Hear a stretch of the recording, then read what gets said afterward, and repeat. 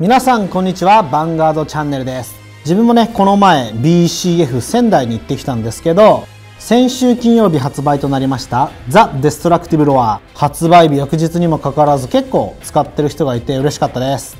印象としてはね、一段のクランが多めなんですけど、アクセントとして入れてるチームが多い感じでした。BCF 名古屋でね、使うデッキを迷ってる方、ぜひデストラクティブ・ロアのクランを組み込んでみてください。今週からはトライアルデッキソウリュレオンとエクストラブースター第2弾アジアサーキットの覇者のご紹介です。それでは記念すべき第1枚目はこちら、お化けのチャッピーです。効果を持ったグレード0のユニットになってます。リアガードサークルかガーディアンサークルに登場した時、ドロップゾーンが10枚以上ならターン中パワーとシールドをプラス1万します。ガーディアンとして使えば2万ガードになるんで、デッキの防御力がね、ちょっと足りないなと思ったら1枚入れてみるのもありだと思います。続いてのご紹介はティアーナイトラザロスです。ヴァンガードにアタックした時、2回目以降のバトルならこのユニットのパワーをプラス3000。2回目ぴったりじゃなくて以降でいいので割と使いやすいです。プラス3000されるとアクセルやプロテクトのグレード3のヴァンガードにも届くようになります。そして何よりね、フォースの1万あるグレード2に届くのが大きいんじゃないかなと思います。後攻2ターン目で相手のヴァンガードにブーストなしでアタックできるので攻撃回数を増やすことができます。ただリアガードにアタックした時はプラス3000されないので注意してください。本日3枚目のカードは次元ロボ大ブレイブです。一旦に一度ソウルブラストを1することで自分のヴァンガードのパワーをプラス5000。起動能力なので毎ターン使えます。ディメンジョンポリスはヴァンガードのパワーをね上げたい場面が多々あると思うんで、毎ターン起動できるのは嬉しいかなと思います。さらにリアガード能力で自分のヴァンガードのアタックが相手のヴァンガードにヒットした時、ソウルに置くことでワンドロー、ソウルチャージしつつ手札を補充することができます。ソウルはね結構使う場面があると思うので重宝すると思います。効果の条件を満たすのがアタック時ではなくヒット時なので、ブーストした後に効果を使うことができるためアタックのパワーが下がらないのが使いやすいです。続いてのカードは次元ロボ大タイガーです。リアガードサークルにいるとき、自分のヴァンガードのアタックが相手のヴァンガードにヒットしたらソウルに置くことで相手リアガードを1枚退却。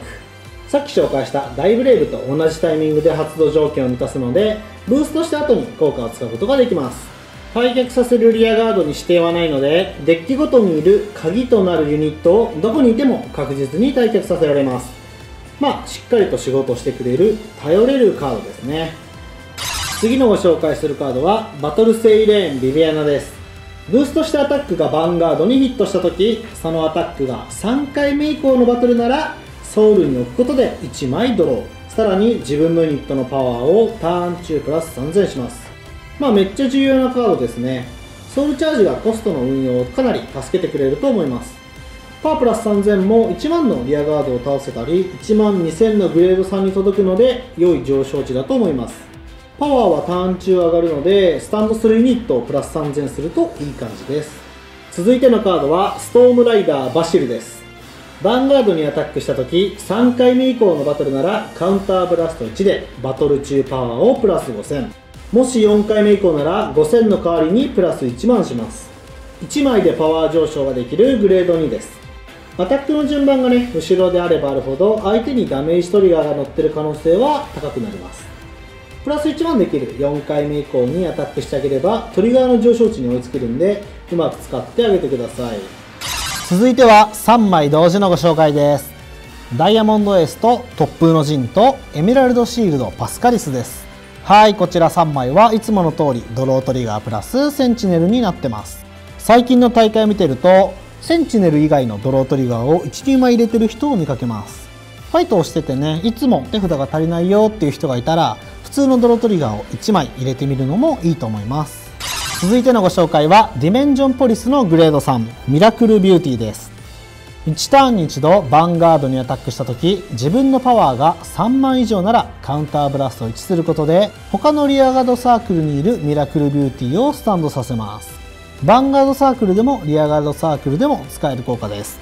元々のパワーが1万3000なのでギフトのフォースでプラス1万に7000以上のブーストを用意するだけで OK なので単万というパワーラインは簡単に届くと思います。このカード自身がねギフトアイコンのフォースを持ってるんでブーストするカードを1枚やれば達成できますね。さらにこのカードはもう一つ効果があります。リアガードサークルにいるこのカードがスタンドした時、後列のリアガードもスタンドできるんですね。いいですね。フォースの特徴である高パワーを保って連続アタックができるので、かなり可能性を感じるカードです。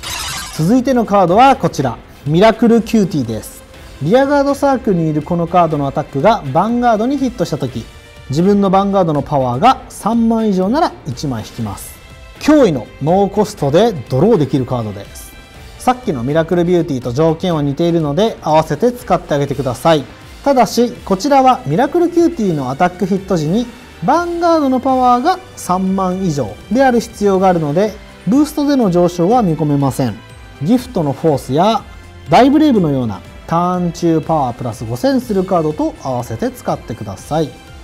続いてのご紹介はミラクルダンディです。ミラクル3連続ですね。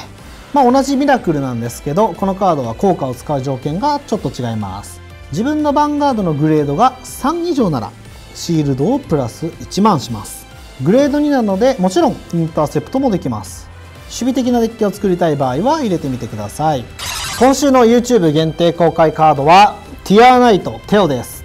アタックかブーストしたアタックがヴァンガードにヒットした時、2回目以降のバトルなら自分のユニットのパワーをターン中プラス8000します。ブースト要因として使った時の使い勝手の良さはかなり高いと思います。パワー上昇がターン中なのでスタンドするユニットとも相性抜群です。フォースに対してもプロテクトに対してもパワー不足で困るということがなくなると思います。以上、今週の今日のカードでした。今週はかなり多めのカード紹介だったと思います。